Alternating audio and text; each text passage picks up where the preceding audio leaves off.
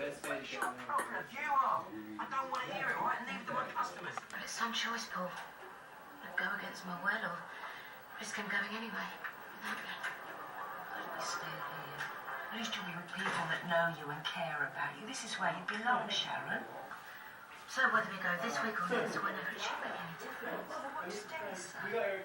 Oh, he doesn't really understand. He likes the idea of travelling, not settling in one place. Just like you do. Yes. I don't know whether to laugh or cry. Does he know you yet? Okay.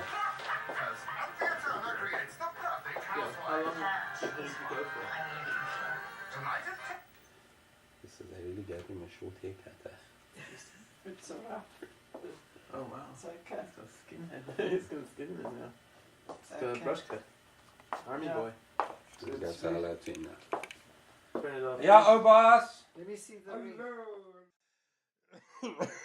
I can tell you that I dream, kid, most likely more than the average normal person. Possibly, you may dream more when you're blind.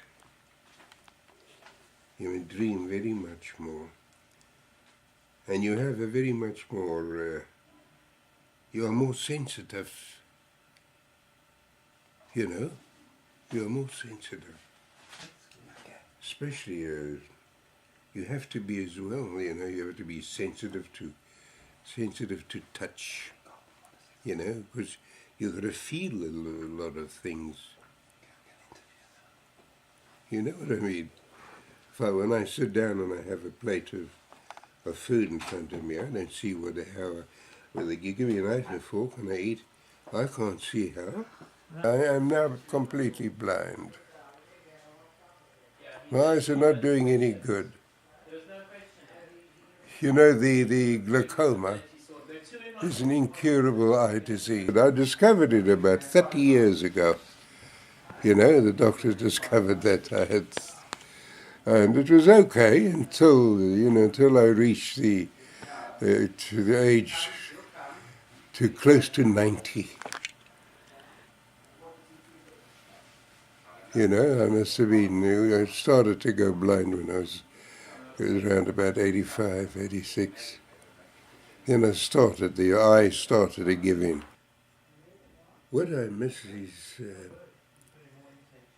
now that I'm blind and hard of hearing, is I miss my reading. I used to read a lot. I miss the newspaper news. Now when you're talking about politics, if you can't read what's going on in the world, in the papers, then you don't know what's going on in the political world. You know, especially when it goes what's going on also in the rest of the world, what's going on, what the different countries are doing, what they're up to. You see what I mean? If you can't read, hey, that is a terrible thing. So your life becomes pretty dull. What do you think? What do you think, Nicole? If you can't read and you can't see TV, and you can't hear too well, you can't hear very well. You know, when you go into conversation with people, say you go into a room and there's a lot of people and you want to discuss things, and you know, especially when there's a lot of people, you know, you can't hear too very well. It also makes it difficult.